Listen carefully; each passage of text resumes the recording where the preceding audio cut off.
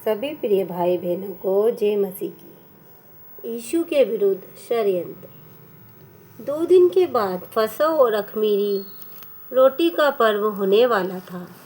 प्रधान याजक और शास्त्री इस बात की खोज में थे कि उसे कैसे छल से पकड़कर मार डालें, परंतु कहते थे, पर्व के दिन नहीं, कहीं ऐसा ना हो कि लोगों में बलवा मचे। जब वह बेतनिया में शमौन कोढ़ी के घर भोजन करने बैठा हुआ था, तब एक स्त्री संगमरमर के पात्र में जटामासी का बहुमूल्य शुद्ध इत्र लेकर आई और पात्र तोड़कर इत्र को उसके सिर पर उंडेला।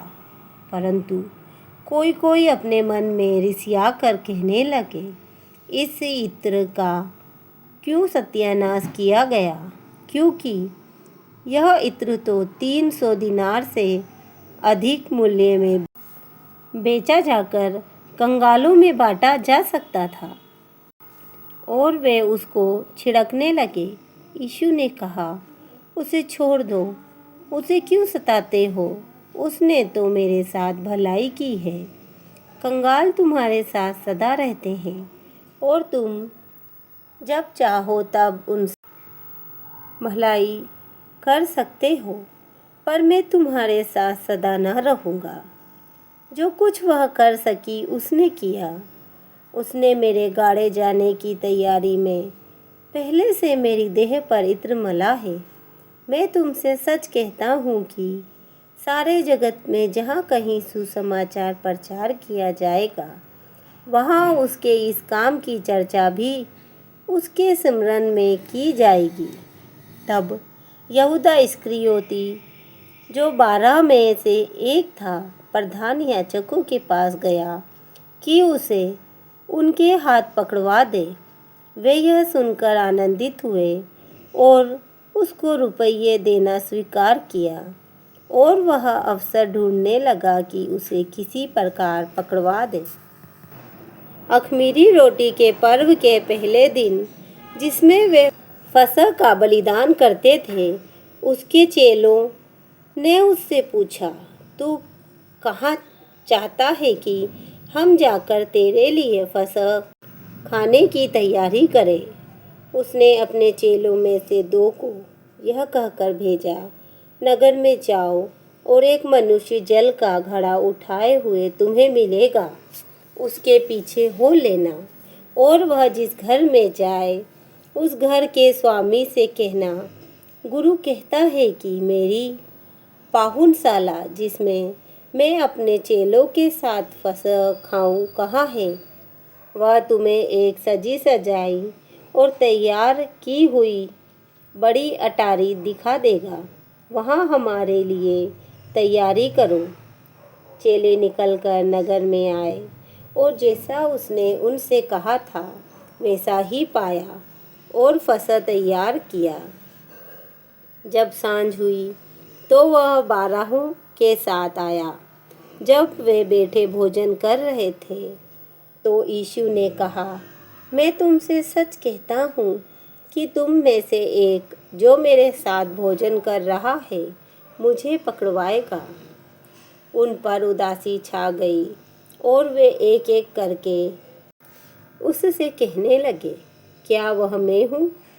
उसने उनसे कहा, वह 12 में से एक है जो मेरे साथ थाली में हाथ डालता है, क्योंकि मनुष्य का पुत्र तो जैसा उसके विषय में लिखा है जाता ही है, परंतु उस मनुष्य पर हाय जिसके द्वारा मनुष्य का पुत्र पकड़वाया जाता है। यदि उस मनुष्य का जन्म ही न होता तो उसके लिए भला होता। जब वे खा ही रहे थे, उसने रोटी ली और आशीष मांगकर तोड़ी और उन्हें दी और कहा, लो, यह मेरी देह है। फिर उसने कटोरा लेकर धन्यवाद किया और उन्हें दिया, और उन सब ने उसमें से पिया। और उसने उनसे कहा, यह वाचा का मेरा वह लहू है जो बहुतों के लिए बहाया जाता है। मैं तुमसे सच कहता हूँ कि दाख का रस उस दिन तक फिर कभी ना पीऊँगा जब तक परमेश्वर के राज्य में नया ना पीऊँ। फिर वे भजन गाकर बाहर जैतून के पहाड़ पर गया। तब यीशु ने उनसे कहा, तुम सब ठोकर खाओगे, क्योंकि लिखा है, मैं रखवाले को मारूंगा और भेड़ें तितर बितर हो जाएंगी। परंतु मैं अपने जी उठने के बाद तुमसे पहले गलील को जाऊंगा। पतरस ने उससे कहा, यदि सब ठोकर खाए तो खाएं, पर मैं ठोकर नहीं खाऊंगा। यीशु ने उससे कहा, मैं तुझसे सच कहता हूँ कि आज ही इसी रात को मुर्ग के 2 बार भाग देने से पहले तू 3 बार मुझसे मुकर जाएगा। पर उसने और भी जोर देकर कहा, यदि मुझे तेरे साथ मरना भी पड़े तो भी मैं तेरा इनकार कभी न करूँगा। इसी प्रकार और सब ने भी कहा। फिर वे गतसमनी नामक एक जगह में आए और उसने अपने चेलों से कहा, यहाँ बैठे रहो जब तक मैं प्रार्थना करूं। और वह पतरस और याकूब और यूहन्ना को अपने साथ ले गया और बहुत ही अधीर और व्याकुल होने लगा। और उसने कहा, मेरा मन बहुत उदास है, यहाँ तक कि मैं मरने पर हूँ। तुम यहाँ ठहरो और जागते रहो। फिर वह थोड़ा आगे बढ़ा और भूमि पर गिरकर प्रार्थना करने लगा कि यदि हो सके तो यह घड़ी मुझ पर से टल जाए। और कहा, हे अब्बा, हे पिता, तुझसे सब कुछ हो सकता है। इस कटोरे को मेरे पास से हटा ले, तो भी जैसा मैं चाहता हूँ वैसा नहीं, पर जो तू चाहता है वही हो। फिर वह आया और उन्हें सोते पाकर पतरस से कहा, हे सामोन, तू सो रहा है? क्या तू एक घड़ी भी न जाग सका? जागते और प्रार्थना करते रहो कि तुम परीक्षा में ना पड़ो। आत्मा तो तैयार है पर शरीर दुर्बल है।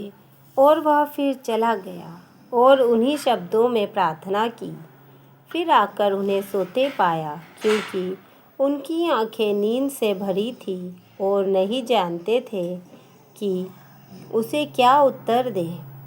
फिर तीसरी बार आकर उनसे कहा, अब सोते रहो और विश्राम करो, बस घड़ी आ पहुंची। देखो, मनुष्य का पुत्र पापियों के हाथ पकड़वाया जाता है। उठो, चलें। देखो, मेरा पकड़वाने वाला निकट आ पहुंचा है।